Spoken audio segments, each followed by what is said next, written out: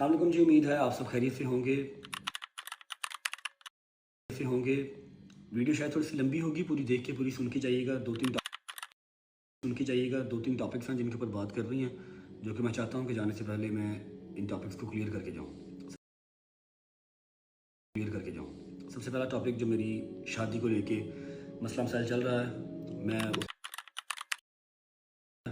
मैं उसमें सबसे बड़ी गलती अपनी कहता हूं कि मैंने सोशल मीडिया पे आके उस चीज़ का जवाब दिया सिर्फ एक बार, और वो मेरा एक बार का दिया हुआ जवाब दूसरी पार्टी के सारे जवाबात के ऊपर भारी पड़ गया।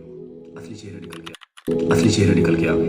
एनीवेज, शायद मुझे वो डिस्कस नहीं करना चाहिए था, मुझे उसको लीगली डील करना चाहिए था, क्योंकि लीगल और शरई दोनों राइट जो है वो मर्द और औरत के पास मौजूद है। ज़रूरी नहीं है कि अगर एक गलत फैसला आपकी ज़ात से हो गया है या आपकी फैमिली से हो गया है तो उसके पीछे आपने अपनी जान ही गंवानी है, अपनी फैमिली का या अपना मेंटल पीस ही बर्बाद करना है या सारी ज़िंदगी खुद को कोसना है। ऐसा बिल्कुल ज़रूरी नहीं है। आपके पास शरई और लीगल दोनों हक हैं हासिल कि आप उसको ख़त्म कर सकें ग्रेसफुली। लेकिन शायद गलती हो गई, दूसरी साइड से भी फायरिंग हो रही थी, एक जवाब हमने भी दे दिया, तो वो काम काफ़ी ज़्यादा ख़राब हो गया। अभी जैसा कि आपने देखा कि इंस्टाग्राम पे ईमान ने स्टोरी लगाई। मैं एक चीज़ क्लियर कर दूं कि आपने स्टोरी लगाई, इससे ना आपकी जीत हुई ना मेरी जीत हुई। जीती सिर्फ आकड़ है, जीती सिर्फ ईगो है। नुकसान हमारे बच्चे का हुआ है।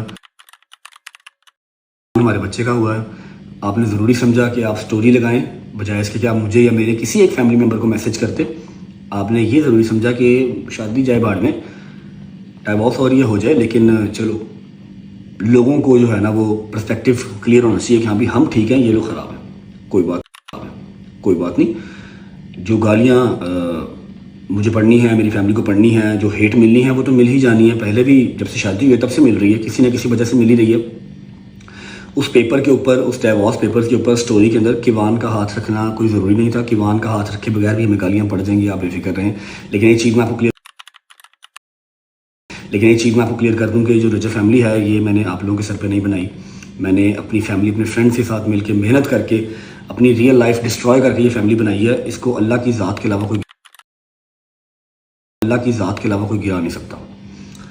एक चीज़ ये हो गई, और दूसरी बात ये है कि जी मेरी तरफ से सोशल मीडिया के ऊपर आज के बाद मेरी लाइफ जो पर्सनल है, जो शादी है या जो भी है जिंदगी है, इसके ऊपर कोई बयान नहीं होगा। पहला नोटिस चला गया है, शरई और कानूनी दोनों हक मेरे पास हैं। दूसरा नोटिस की जो डेट होती है वो उसके अकॉर्डिंगली ही जाएगा। मैं ग्रेसफुली इसको जो है वो ख़त्म कर रहा हूँ, इस शादी को। ठीक है, सोशल मीडिया के ऊपर अब कोई बात नहीं होगी। आपके लिए दरवाजे, प्लेटफॉर्म्स, 1000 बंदा पॉडकास्ट पर करने वाला आपके पास खड़ा होगा। आप पॉडकास्ट दें, आप बुराइयाँ करें, आप लीक करें, जो भी करना आप करें, मुझे कोई मसला नहीं है। लीगल तरीके से मैं डील करूँगा। कोई ऐसी चीज़ जो आप करेंगे या आपका भाई करेगा तो मैं उसको इंशाल्लाह लीगली देखूंगा। डिफॉर्मेशन वगैरह की जो भी FIR वगैरह होती होंगी लीगल देखूंगा। लेकिन सोशल मीडिया के ऊपर मैं इस चीज़ को अब डिबेट या डिस्कस नहीं करूंगा। एक चीज़ ये हो गई, ग्रेसफुली इसको ख़त्म करना है मुझे इसको मज़ीद लेके नहीं चलना, मुझे जहनी मरीज़ नहीं बनना। दूसरी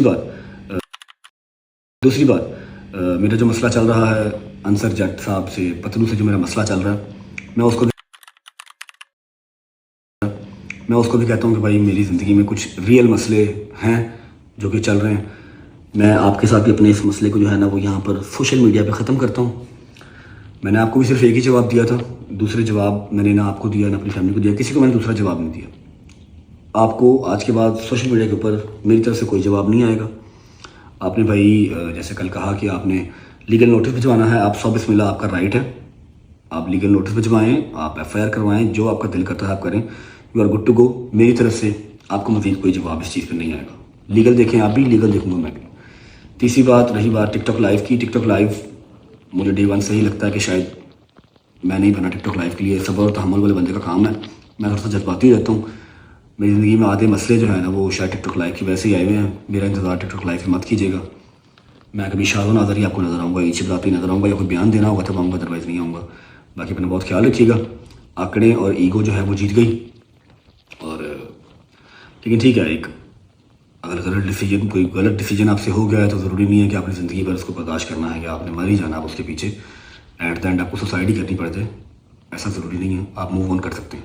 बाकी मैं किसी भी अपने प्लेटफॉर्म का कोई कमेंट सेक्शन ऑफ नहीं करूँगा। आप लोगों को गालियाँ निकालनी है, भड़ास निकालनी है, आप निकालनी है, लेकिन जो मेरी फैमिली ने और मैंने सफ़र किया वो हम ही जानते हैं।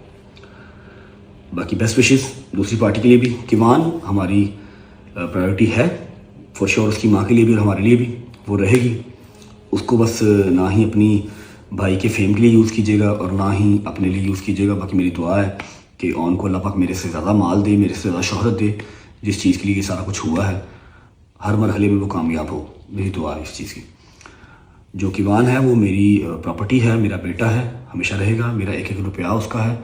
जैसे ही ये लीगल नोटिस के काम वाइंड अप हो जाएंगे, ये चीज़ इख्तिताम तक पहुंच जाएगी, उससे मिलना जुलना हर चीज़ मेरा लीगल राइट है, वो मैं अवेल करूँगा इंशाल्लाह। और वो इंशाल्लाह जब तक उसका बाप ज़िंदा है वो मेरा ही बेटा रहेगा, कब्र की मिट्टी तक मेरा ही बेटा रहेगा। और मैं उसके साथ इंशाल्लाह मिलता जुलता रहूँगा, उससे मुझे मिलने से कोई रोक नहीं सकता।